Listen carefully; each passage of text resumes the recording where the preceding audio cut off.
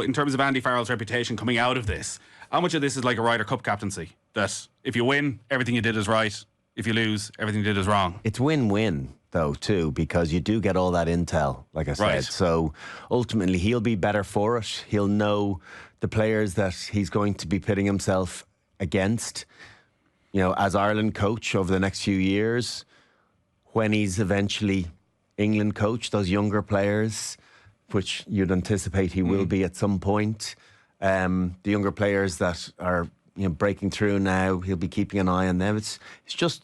Do you see a natural jump from him at the end of his Ireland contract straight to England? Oh, why not? Why not? I know that he's in no rush there, but if he continues doing what he's doing after an 8-year cycle, time will be done internationally. 8 years is a long time internationally.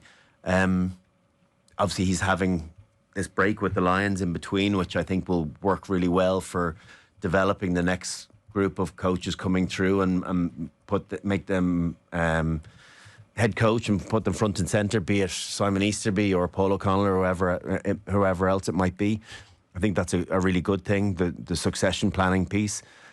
But you would have to anticipate that he's not going to go back to the club game. I think international coaching, it's hard to go from there back to club. It's not impossible, but if Ireland continued to being a successful team, a well-coached team, a really happy environment, be mad if you were English to think that he wouldn't bite your hand off for the opportunity to coach his own country as well, having played for them, having been a coach and unsuccessful in a World Cup. He's going to want to try and put that right in time. He's not 50 yet, is he?